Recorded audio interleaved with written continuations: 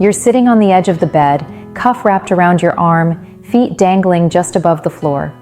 The house is quiet, the numbers appear, and something feels off. Not dramatic, just wrong. A little higher than yesterday. You sigh, already wondering what you did differently this time. Here's the uncomfortable truth. You might not have done anything wrong at all. Your blood pressure might be lying to you, not because the device is broken, not because your body suddenly changed overnight, but because of the way you're sitting when you press that button. The position of your body matters more than most people realize. Blood pressure isn't just a number floating in space. It's a moving pressure inside a system that responds instantly to gravity, muscle tension, and posture. When you sit in certain positions, your body quietly compensates, and the cuff faithfully measures that compensation instead of your true baseline. One of the most common mistakes happens when people measure their blood pressure while perched on the edge of a chair or bed, feet not fully supported. Your legs are slightly tense, your core is engaged without you noticing, and your body is working just a bit harder to keep you upright. That tiny effort is enough to raise the reading. Not by a huge amount, but enough to matter over time. Another issue is arm position. If your arm is hanging down, unsupported, gravity pulls blood toward the lower part of the limb. Your heart now has to push against that column, and the cuff interprets it as higher pressure. If your arm is lifted too high, the opposite can happen. The reading drops, and suddenly everything looks great, even though nothing actually changed inside your arteries. Back support matters too. When your back isn't supported, your muscles step in to help. Muscles need oxygen. Oxygen needs blood. Blood flow increases. Pressure follows. The machine doesn't know you're holding yourself upright like a polite flamingo trying not to fall over. It just reports the number. Breathing quietly changes as well. Unsupported positions often lead to shallow breathing. Shallow breathing nudges the nervous system into a slightly alert mode. Not panic, not stress, just a low-level readiness. And yes, blood pressure responds to that almost immediately. The frustrating part is that all of this can happen while you feel completely calm. You're not anxious. You're not rushing. You're just sitting wrong. And the device is doing exactly what it's supposed to do. This is why readings can seem inconsistent. One day the number is fine, the next day it's higher, even though nothing about your routine changed. Same time, same cuff, same arm. The only difference is how your body was positioned in those quiet seconds before the measurement. A small, practical shift can make the reading more honest. Sitting fully back in a chair, feet flat on the floor, arms supported at heart level, shoulders relaxed, no crossed legs, no holding the cuff arm in the air like you're answering a very important question in class, just stillness. Boring, comfortable stillness. It's not about chasing lower numbers, it's about getting numbers that actually reflect what's happening inside you. Because decisions, worry, reassurance, and sometimes treatment are built on those readings. And if you've ever wondered why your blood pressure behaves like it has moods, well, sometimes it's not moody. It's just responding to physics. Annoyingly basic physics. Take a moment the next time you measure. Let your body rest into the chair before the cuff tightens. Let the number come from a place of balance, not effort. If this helped you see your readings differently, stay with me. Like the video, subscribe, and tell me in the comments if your numbers have ever surprised you for no clear reason. After you press the button and the cuff begins to tighten, there's a strange pause, that soft mechanical hum, the feeling of your arm being gently squeezed like it's being politely asked a question. This is usually the moment people glance at the screen, already bracing themselves. But what happens before that moment is just as important as the number that appears. Think about how you sit when you're truly comfortable, not trying to sit nicely, not holding yourself up, not leaning forward with quiet effort.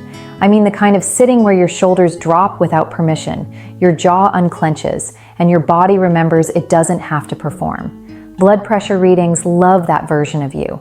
There's a reason why readings taken at the kitchen table after you've settled in often look different from the ones taken on the bed or the couch. Beds are for resting, but they're terrible for posture. You either slouch, lean, or hover somewhere in between, and your body quietly works to keep you from tipping over. It's a small effort, but your circulation notices. Couches are sneaky too. They invite comfort, but rarely support the back properly. You sink in, your arm twists at an odd angle, and suddenly your elbow is lower than your heart. Gravity takes over. The reading shifts. The cuff reports faithfully. You stare at the number confused, wondering why it doesn't match how you feel. Even feet placement plays a role. When feet aren't flat on the floor, the body stabilizes itself in subtle ways. Tiny muscle contractions, a bit of tension in the thighs, nothing you'd consciously register. But again, blood pressure reacts faster than your awareness does. One gentle thing to try is creating a small ritual around the measurement. Not a strict routine, just a familiar moment. The same chair, the same table, a few quiet breaths before you start. Let the body arrive before the machine does. You don't need to meditate. Just give yourself 30 seconds of stillness. Some people like to rest their arm on a folded towel or a pillow on the table, just enough support so the shoulder doesn't work. Others notice that uncrossing their legs feels oddly vulnerable at first, like sitting too openly. That's usually a good sign. The body relaxes when it doesn't have to brace. And if your reading drops a little when you do this, it's not cheating, it's honesty. You're not tricking the machine, you're removing the noise. Blood pressure devices are incredibly literal. They don't know if you're uncomfortable, balancing, or quietly tense. They don't care if you're late for something or thinking about a stressful email. They just measure what's happening in that exact second. Your job is to make that second as neutral as possible. Sometimes people worry that a calmer position will hide a problem. It won't. If there's something that needs attention, it will show itself over repeated, consistent readings. What this does is prevent false alarms and unnecessary stress. And honestly, most bodies don't need more stress added to their day. There's also a kindness in this. Measuring blood pressure doesn't have to feel like a test you might fail. It can feel like checking in, like listening instead of interrogating. And yes, the cuff still squeezes. Technology has not learned how to hug gently yet.